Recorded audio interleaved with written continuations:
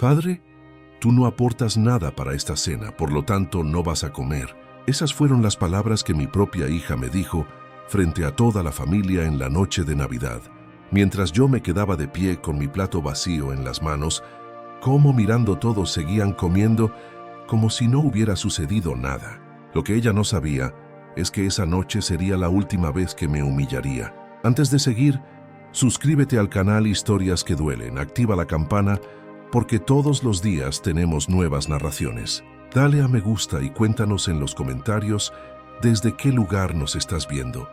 Mi nombre es Ricardo Suárez, tengo 67 años y en los últimos 3 años he estado viviendo en la casa de mi hija Andrea después de la partida de mi amada esposa Lucía.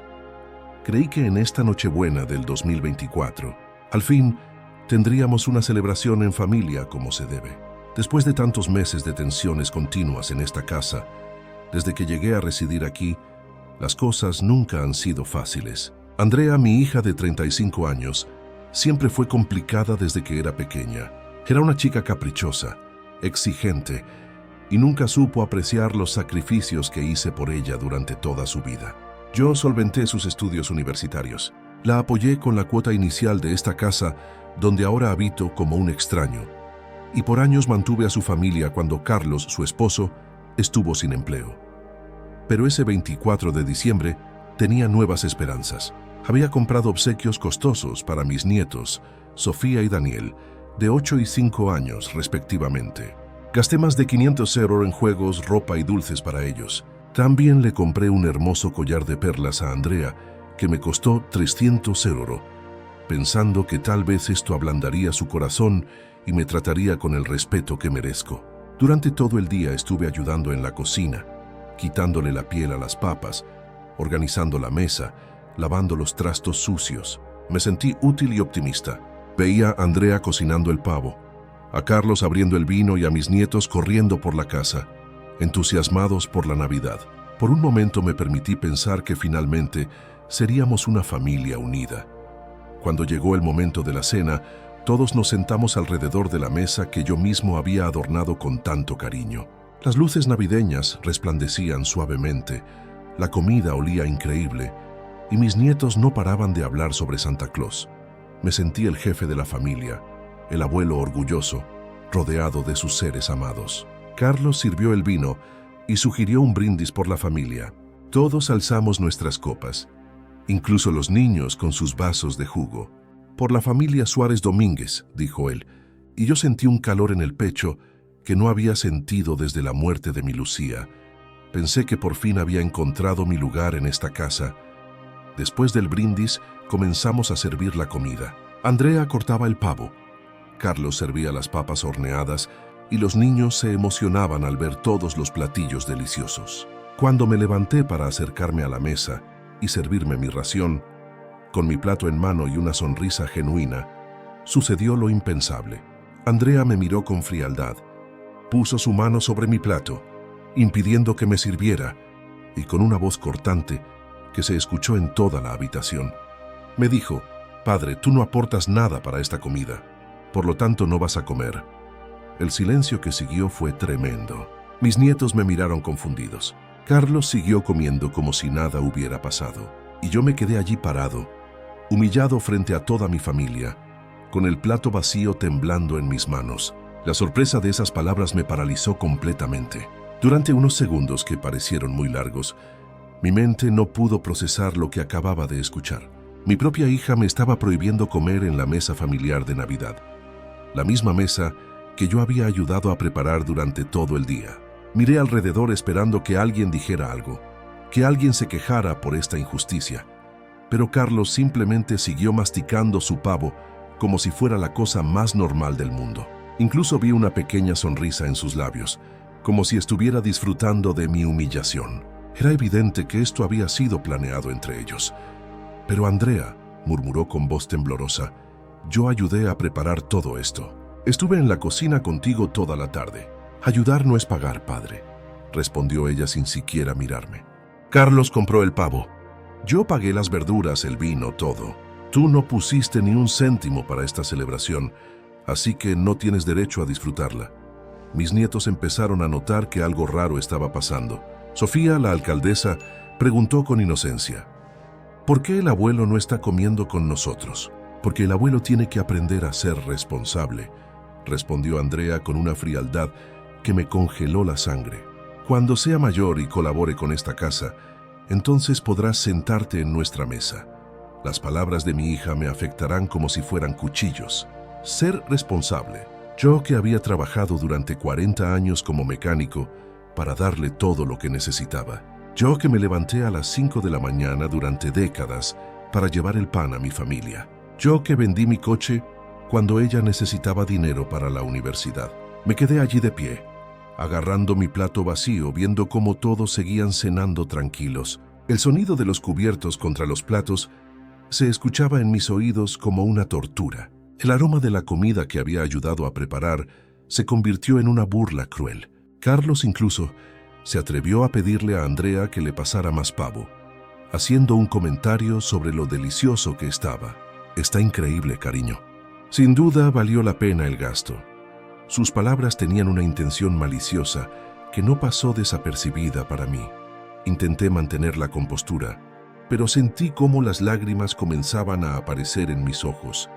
No por la comida en sí, sino por la crueldad de la situación. Mi propia hija me estaba tratando peor que a un desconocido. Al menos a un desconocido no lo invitarías a tu casa para humillarlo de esa forma. El pequeño Daniel, mi nieto de 5 años, se cayó de su silla y se me acercó con un trozo de pan en la mano. «Abuelo, ¿quieres mi pan?» «Tienes cara de hambre». Antes de que pudiera responder, Andrea intervino de manera brusca. «Daniel, vuelve a tu lugar. El abuelo está bien, solo está aprendiendo una lección importante». El niño me miró confundido, pero obedeció a su madre. Vi cómo regresaba a su silla, girándose para mirarme de vez en cuando con preocupación. Mi corazón se partió al darme cuenta de que mis propios nietos estaban presenciando esta escena. Finalmente, no pude soportar más aquella tortura silenciosa. Sin decir una palabra, dejó el plato vacío sobre la mesa y me fui hacia mi habitación. Cada paso que daba hacia las escaleras se oía como un eco en el comedor, donde el sonido de los cubiertos y las conversaciones sin importancia continuaban como si yo no existiera. Una vez en mi cuarto, cerré la puerta y me senté en el borde de la cama. Las decoraciones navideñas que había puesto esa misma mañana ahora me parecían una burla cruel. Las luces intermitentes del arbolito que había armado para los niños me recordaban constantemente la felicidad que debería haber sentido esa noche. Pero en vez de hundirme en la pena, algo dentro de mí comenzó a activarse. Una mezcla de placer y claridad mental que no había sentido en años. Empecé a recordar mentalmente todos los episodios de maltrato que había aguantado desde que llegué a vivir a esta casa.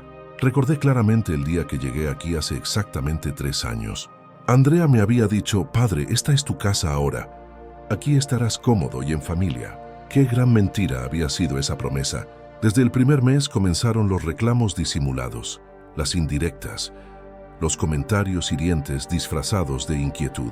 «Padre, deberías colaborar más con los gastos», me había dicho apenas 2 semanas después de mudarme.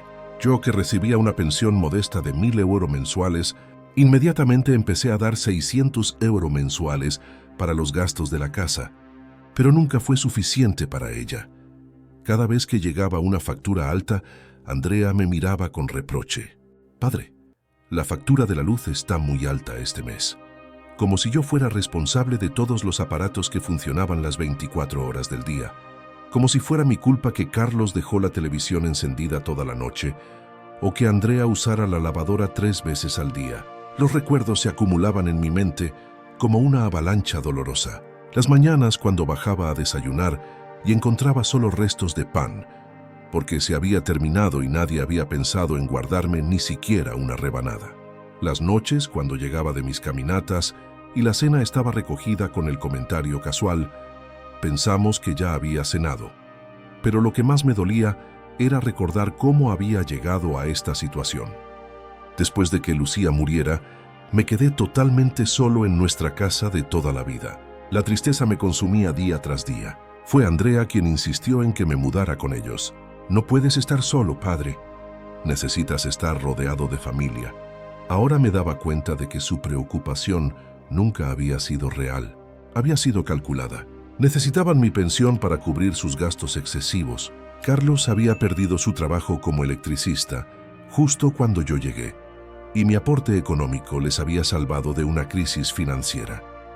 Durante estos 3 años, yo había sido más que un inquilino que paga.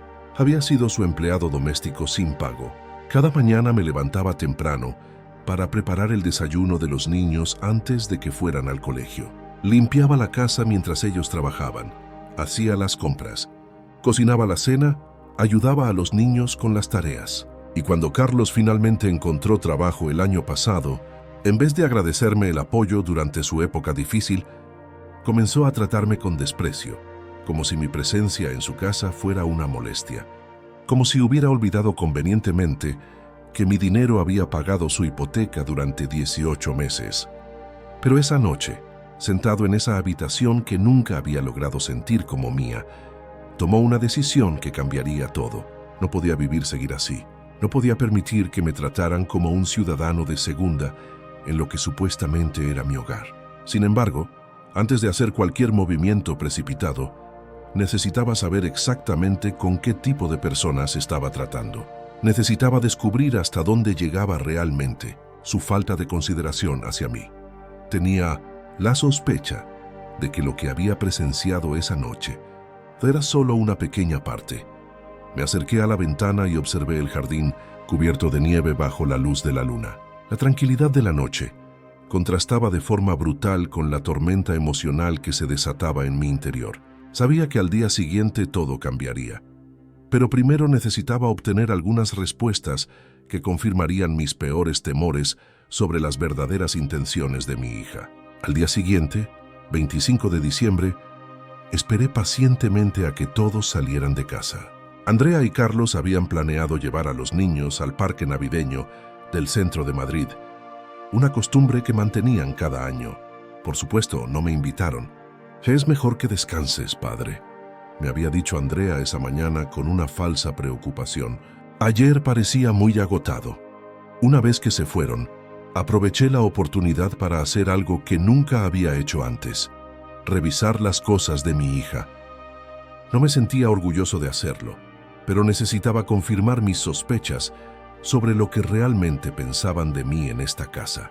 Entré a su cuarto con el corazón acelerado. Sobre la mesita de noche estaba su celular conectado al cargador como siempre hacía antes de salir. Andrea tenía la costumbre de usar el mismo código para todo. La fecha de nacimiento de Sofía, el día 18 del mes 11 del año 2015. Con manos temblorosas introduje los números y el aparato se desbloqueó al instante. Comencé a revisar sus conversaciones de WhatsApp buscando algo que me diera pistas sobre sus verdaderas intenciones. Lo que encontré superó mis peores expectativas. Había un grupo de chat llamado Familia SM, donde estaban Andrea, Carlos y aparentemente la hermana de él, Cristina Santos Ruiz. Los mensajes más recientes eran destructivos. Del día 20 de diciembre, Carlos había escrito: «Ya no soporto más a tu padre en casa. Está todo el día molestando y encima pretendo que lo tratamos como si fuera el dueño». La respuesta de Andrea fue aún peor: «Lo sé, amor, pero necesitamos su pensión hasta que podamos ahorrar lo suficiente. Después lo llevamos a la residencia San Fernando. Allí estará bien atendido y nosotros recuperaremos nuestra vida privada». Cristina había añadido: «Mi amiga trabajó allí. Es barata, como 400 € al mes. Con lo que él les da podría pagar eso y les sobrarían 800 para ustedes». Seguí leyendo con un horror creciente. Carlos había respondido: «El problema es que si se da cuenta de nuestros aviones, podría irse antes y perder el dinero. Hay que mantenernos contentos hasta que tengamos todo organizado». Andrea había respondido: «Por eso le sigo aguantando sus manías de viejo, pero mi paciencia tiene un límite. Ayer me pidió que le comprara sus galletas especiales para el desayuno como si fuera su empleada». Mis manos temblaban mientras continuaba leyendo. Había mensajes de noviembre donde discutían los detalles de la residencia. Cristina había enviado fotos del lugar: un edificio gris y deprimente en las afueras de Madrid, con habitaciones muy pequeñas y pasillos que olían a desinfectante. «Mira qué perfecta es esta», había escrito Andrea. 4 camas por habitación, así que tendrá compañía y está lo suficientemente lejos como para que no pueda venir a molestarnos cada 2 días. Carlos había añadido: «Lo mejor es que una vez que esté allí, podemos vender sus muebles y la ropa que no necesite. Ese armario antiguo de su cuarto debe valer algo en el mercado de segunda mano». Pero el mensaje que más me impactó fue uno de Andrea del día 12 de diciembre. «Anoche soñé que padre se moría en esa residencia. No me sentí triste, solo aliviada de que por fin tendríamos la casa para nosotros solos. La crueldad de esas palabras me hirió como un puñal. Mi propia hija, la niña que había criado con tanto afecto, que había cargado en mis hombros cuando aprendía a caminar, que había consolado durante sus pesadillas infantiles. Ahora soñaba con mi muerte, como si fuera un alivio.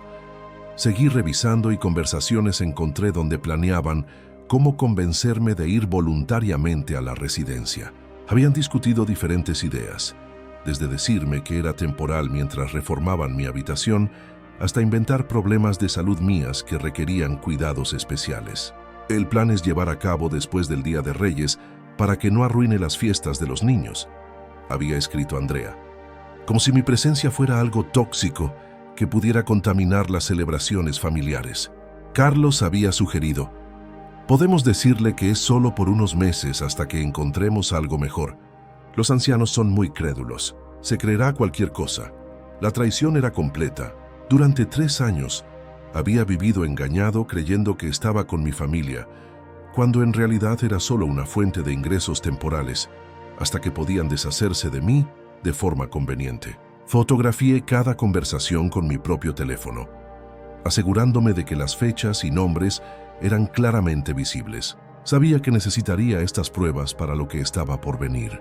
Luego cerré el aparato y lo dejé exactamente como lo había encontrado. Regresé a mi habitación y me sentí de nuevo en la cama, pero esta vez no me sentí devastado, me sentí resuelto. La humillación de anoche había sido solo la causa que necesitaba para descubrir toda la verdad. Ahora sabía exactamente con quién estaba tratando y qué tenía que hacer. Esa misma tarde, mientras mi familia disfrutaba de su paseo navideño, tomé el teléfono y marqué un número que tenía guardado desde hacía años. Era Pilar Ruiz Moreno, mi antigua vecina del barrio de Chamberí, donde había vivido durante 40 años con Lucía. Pilar había sido como una hermana para nosotros. Cuando Lucía enfermó, ella fue quien nos acompañó en los momentos más difíciles. Después del funeral, mantuvimos contacto de vez en cuando, pero la distancia y mi mudanza habían hecho que nuestras conversaciones fueran menos frecuentes. «Ricardo, qué sorpresa escucharte», exclamó con una alegría real cuando le explicó quién era. «Justo ayer pensaba en ti y en Lucía. ¿Cómo estás, querido?». Su voz cálida contrastaba de forma brutal con el tono frío que había escuchado en casa durante los últimos meses. «Pilar, necesito pedirte un gran favor. Es urgente y no tengo a nadie más a quien acudir». Le expliqué mi situación de manera breve, sin entrar en todos los detalles dolorosos, pero dejando claro que necesitaba salir de casa de Andrea de inmediato. Pilar, con la generosidad que siempre la había distinguido, no dudó ni un segundo. «Claro que puedes venir, Ricardo. Sabes que siempre serás bienvenido en mi casa. Tengo la habitación de invitados desocupada y me vendrá bien la compañía. Desde que murió Antonio el año pasado, esta casa se siente muy vacía». Sus palabras me tranquilizaron enormemente. Pilar era viuda como yo. Tenía 64 años y habíamos compartido tantos momentos buenos en el pasado que sabía que podía confiar plenamente en ella. «Pero necesito que seas discreta, Pilar. No quiero que mi familia sepa dónde estoy, al menos no de inmediato. Necesito tiempo para organizar algunas cosas importantes». «No te preocupes por eso. Puedes quedarte el tiempo que necesites. Mi casa es tu casa, ya lo sabes». Después de colgar con Pilar, comencé a planear con cuidado mi partida. No quería parecer apresurado o impulsivo. Todo tenía que ejecutarse con precisión para que mi mensaje fuera claro y fuerte. Saqué una maleta pequeña del armario y comencé a empacar solo lo necesario: ropa para una semana, mis medicinas, algunos papeles importantes que guardaba en mi habitación y las fotos de Lucía que siempre mantenía en mi mesita de noche. Mientras doblaba cuidadosamente mis camisas, reflexioné sobre la ironía de la situación. Hace 3 años, cuando llegué a esta casa, Andrea había insistido en que trajera todas mis pertenencias. «Esta va a ser tu casa para siempre, padre», me había dicho. Y ahora me iba, llevando solo una maleta, dejando atrás muebles, libros y recuerdos de toda una vida. Lo más importante que empaqué fueron las copias de las conversaciones de WhatsApp que había fotografiado.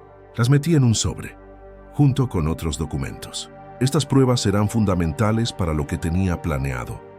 Cuando terminé de hacer la maleta, me senté en el escritorio y escribí una carta que sería mi declaración de independencia. Quería que cada palabra fuera bien pensada, que transmitiera dignidad en lugar de rencor. «Querida Andrea», comenzó, «después de pensarlo mucho, decidió que es momento de buscar un lugar donde pueda vivir con la tranquilidad y el respeto que merezco en esta etapa de mi vida. No ha sido una decisión fácil, pero los eventos recientes me han hecho entender que necesito estar donde sea valorado por quien soy, no por lo que puedo aportar económicamente». Continúe escribiendo. Durante estos 3 años, intentó adaptarme a la forma de vida de su familia, pero me dio cuenta de que mi presencia genera más problemas que alegrías. Por eso decidió mudarme a un lugar donde pueda colaborar de forma positiva y donde mi experiencia de vida sea apreciada.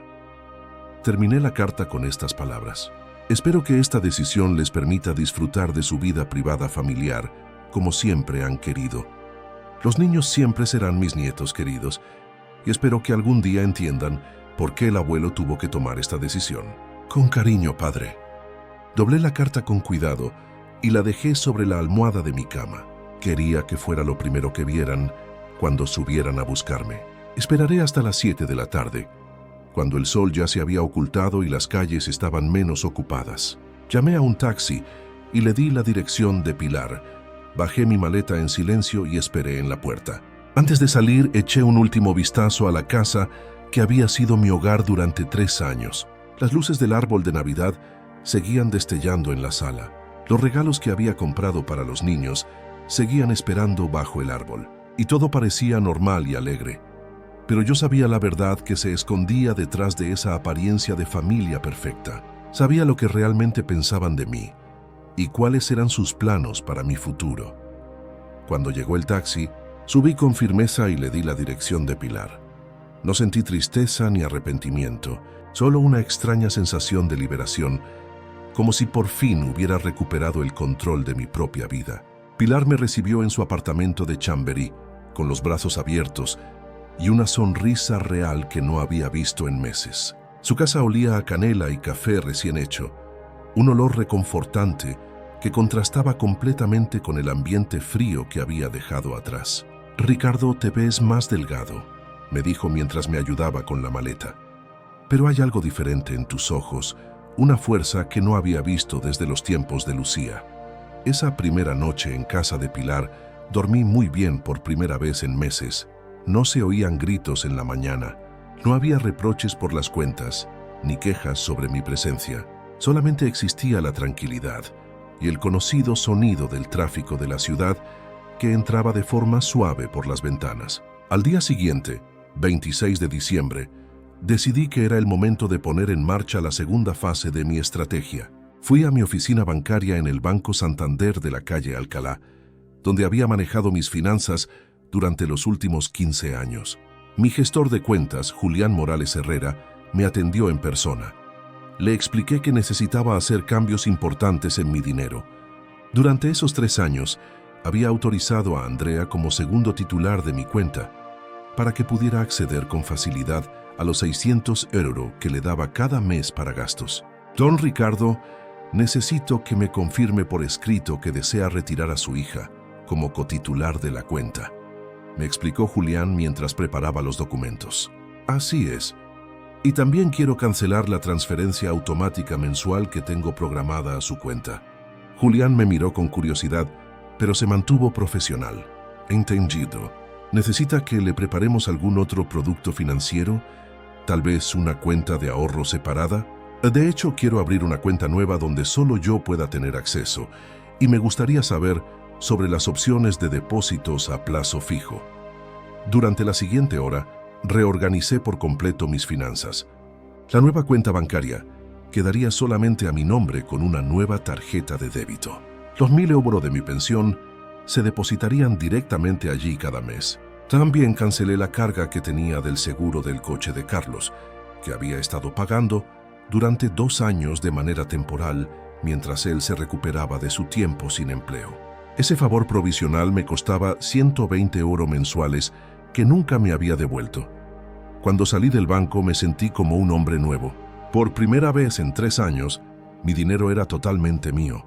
Ya no habría más transferencias automáticas, ni más accesos no autorizados, ni más aportes obligatorios a gastos que yo no había decidido. Pero sabía que lo más difícil estaba por venir. Andrea seguramente había encontrado mi carta la noche anterior. Era solo cuestión de tiempo antes de que empezaran las llamadas. No me equivoqué. A las 3 de la tarde, mientras tomaba un café tranquilo con Pilar en su cocina, mi teléfono empezó a sonar insistentemente. En la pantalla apareció Andrea una y otra vez. Las primeras 5 llamadas las ignoraré por completo. Pilar me miraba con preocupación, pero yo le hice un gesto tranquilizador. Déjala que se desahogue un poco. Necesita entender que las cosas han cambiado. Finalmente, al 6º intento, decidió responder. La voz de Andrea sonaba histérica al otro lado de la línea. «Padre, ¿dónde estás? Encontramos tu carta y estamos muy preocupados. Los niños están preguntando por ti y no sabemos qué decirles». Su tono había cambiado por completo en comparación con la frialdad de la noche de Navidad. Ahora sonaba dulce, casi suplicante. Era increíble cómo la desesperación podía transformar tan rápido la actitud de una persona. «Estoy bien, Andrea. Estoy en un lugar seguro donde me tratan con respeto». «¿Pero por qué te fuiste de esa forma? Podríamos haber hablado. Si había algún problema, podríamos haberlo resuelto en familia». La hipocresía de sus palabras me sorprendió, aunque no debería haberlo hecho. ¿Hablar en familia como cuando me prohibiste comer en Navidad delante de tus hijos? «Padre, eso fue...» Yo estaba estresada. Las fiestas me ponen nerviosa. No lo decía en serio. «Andrea, necesito que sepas que he tomado algunas decisiones importantes sobre mi dinero. Ya no tendrás acceso a mi cuenta y las transferencias mensuales han sido canceladas». El silencio que siguió fue muy revelador. Durante unos segundos Andrea no supo qué decir. Cuando por fin habló, su voz había perdido toda la dulzura fingida. «¿Qué quieres decir con eso? ¿Has cancelado tu aporte a los gastos de la casa?» «Exacto. Como me dijiste en Navidad, quien no aporta no tiene derecho a nada». «Pues bien, como ya no vivo ahí, no hay motivo para que aporte». «Pero padre, nosotros contábamos con ese dinero. Tenemos compromisos financieros que dependen de tus aportaciones». La máscara se había caído por completo. Ya no había preocupación por mi bienestar o una supuesta inquietud familiar, solo pánico por la pérdida económica que mi partida representaba. «Esos son tus compromisos, Andrea, no los míos». Y colgué el teléfono. Durante los siguientes 2 días mi teléfono no paró de sonar. Andrea alternaba entre llamadas desesperadas, mensajes de voz llorando y súplicas por WhatsApp donde prometía que todo cambiaría si regresaba. Cada mensaje era más lamentable que el anterior. «Padre, por favor, contesta. Los niños lloran por las noches preguntando, ¿dónde está el abuelo? Sofía no ha querido tocar sus regalos de Navidad. Te necesitamos en casa. Carlos está muy arrepentido de cómo te trataron en Navidad. Él quiere disculparse contigo en persona. He estado pensando y tienes razón contigo». Cada mensaje me confirmaba que había tomado la decisión correcta.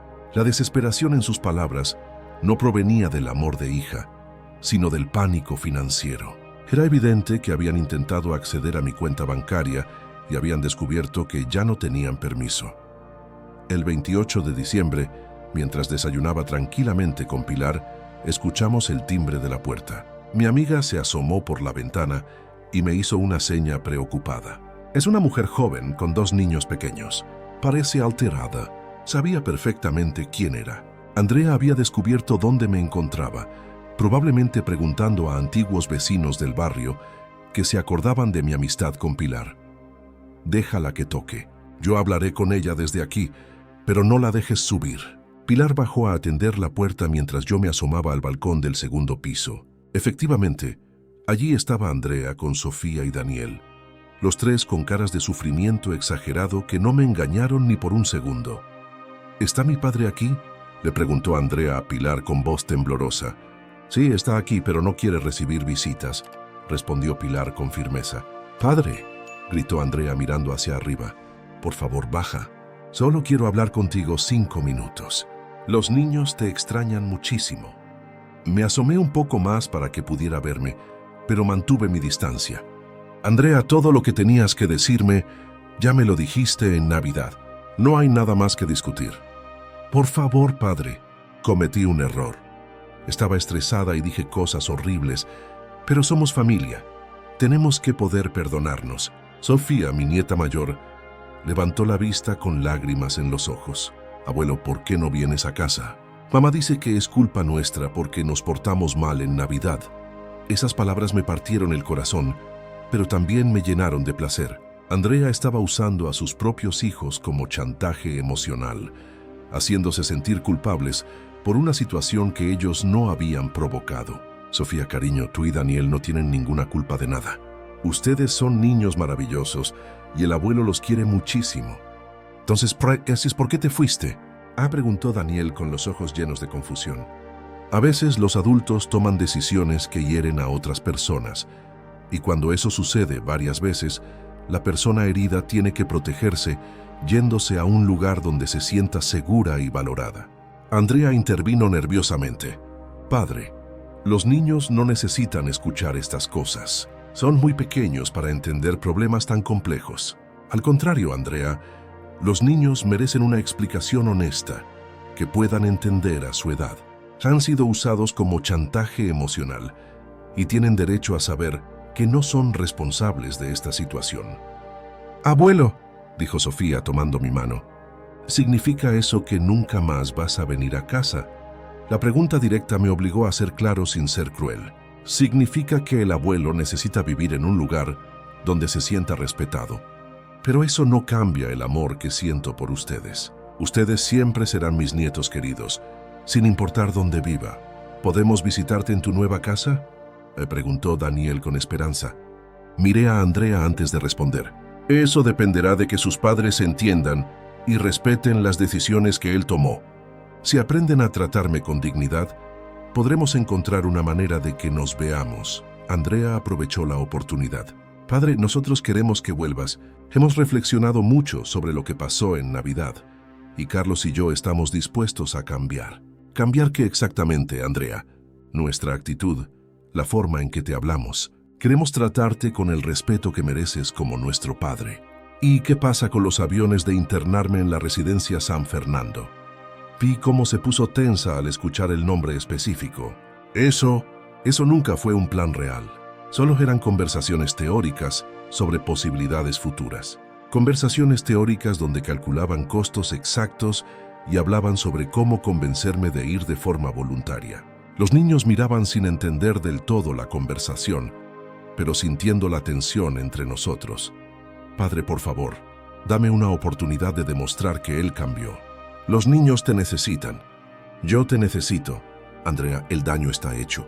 La confianza, una vez rota, es muy difícil de reconstruir. Y honestamente no creo que hayas cambiado. Creo que estás desesperada porque tu situación económica se ha vuelto insostenible sin mi aporte.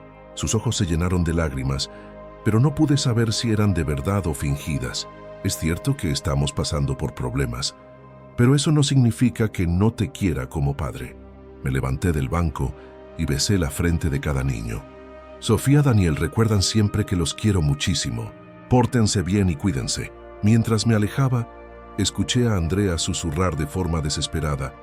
Padre, por favor, no nos abandones así. Pero esta vez sus palabras no lograron detenerme. Pasaron los meses y mi nueva vida con Pilar se asentó de manera natural. Ella necesitaba ayuda con las tareas más pesadas de la casa, y yo encontré un propósito en ser útil sin sentirme usado. Juntos, creamos una dinámica de apoyo mutuo que nos beneficiaba a los dos. En marzo, comenzó una rutina de ejercicios para la mañana en el gimnasio del centro para adultos mayores del barrio.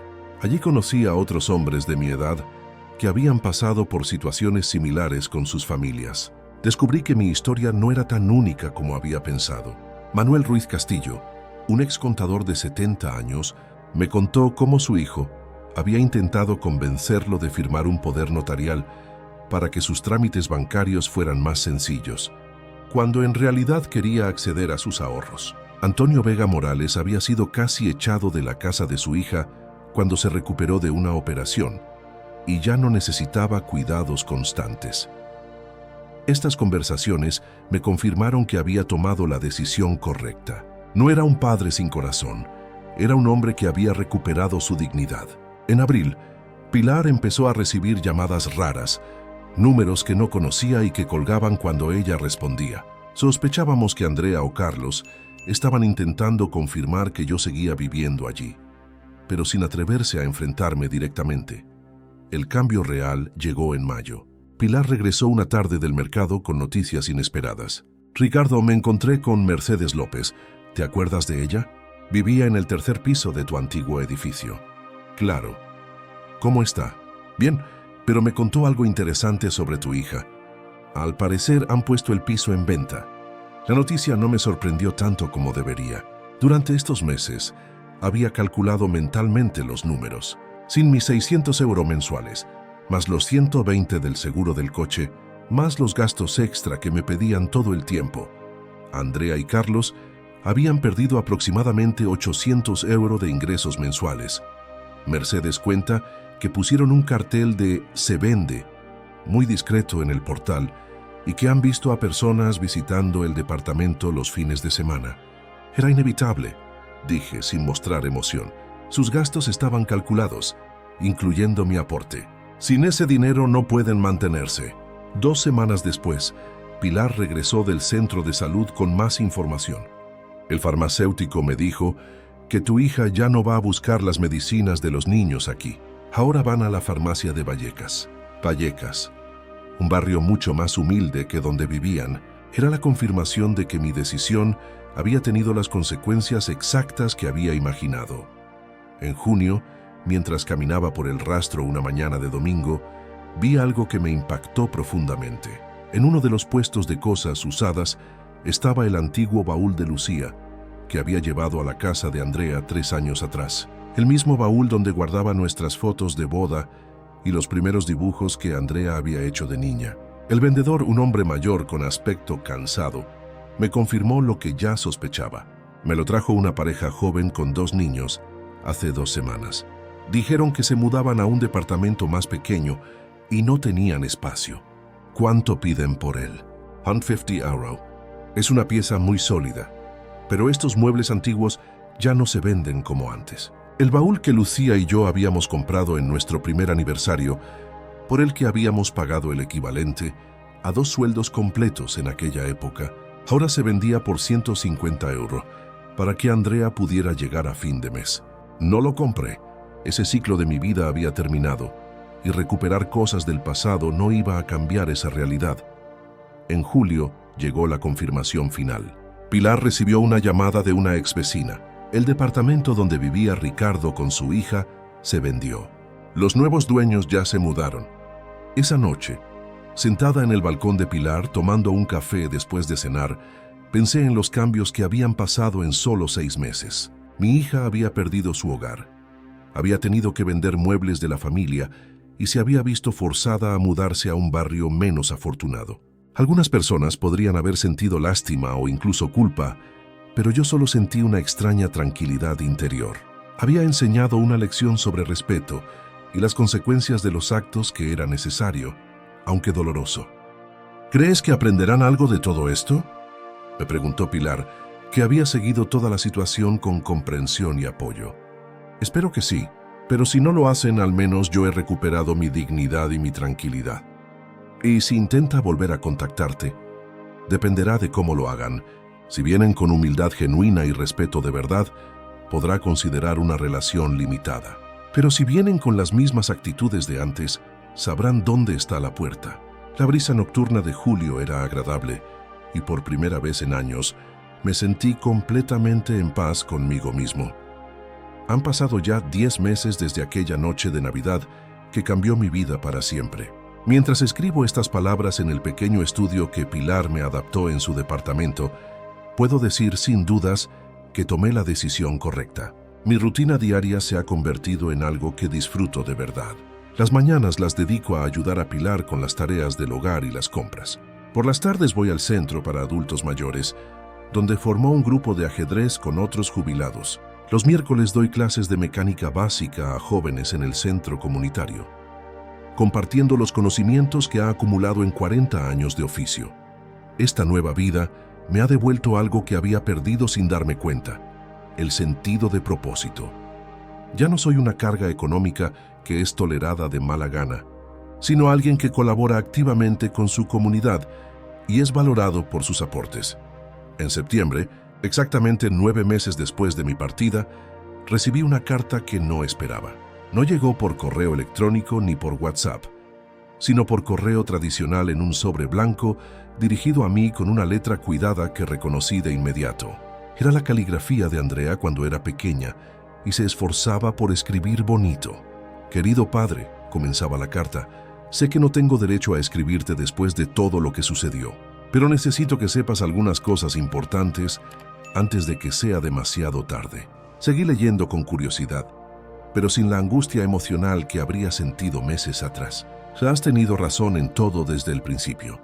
Carlos y yo te tratamos como una forma de resolver nuestros problemas económicos en lugar de valorarte como el padre y abuelo que siempre fuiste.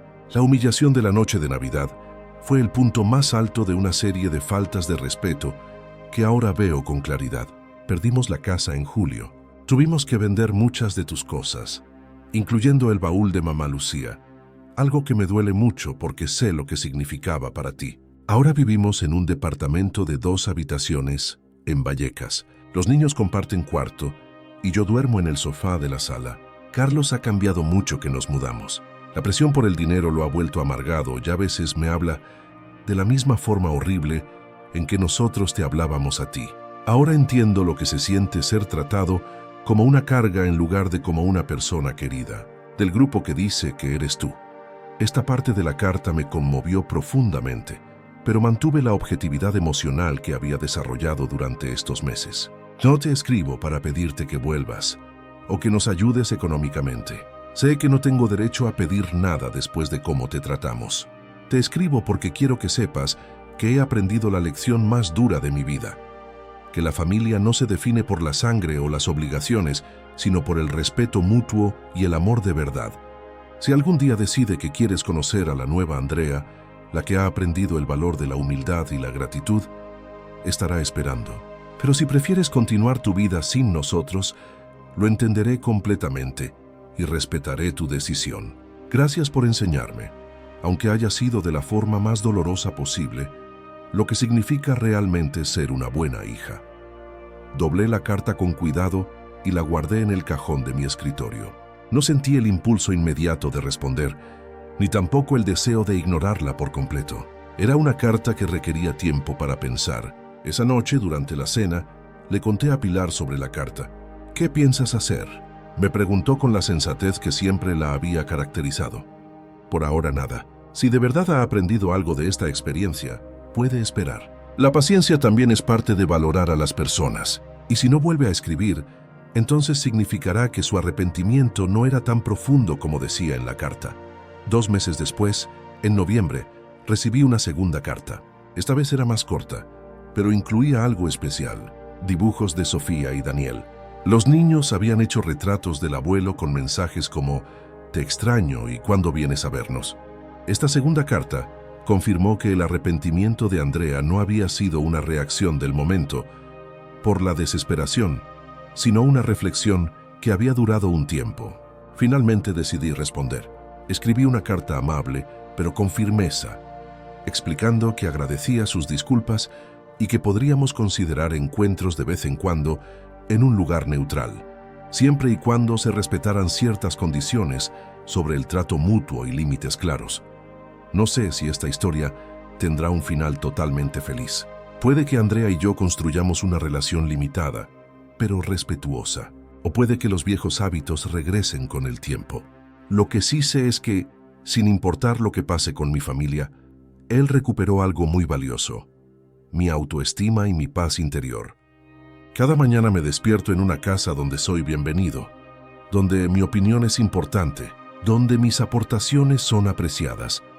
He aprendido que a los 67 años aún es posible reinventar la vida y encontrar felicidad en lugares que no esperabas. La lección más importante que quiero compartir es esta: nunca es demasiado tarde para defenderse del maltrato, incluso cuando viene de la propia familia. El respeto se enseña con el ejemplo, y a veces ese ejemplo tiene que ser doloroso para que sea efectivo. Si te gustó esta historia, dale a me gusta al video, suscríbete al canal Historias que Duelen y comparte tus opiniones en los comentarios. Para escuchar el próximo relato, haz clic en la caja de la izquierda. Gracias por vernos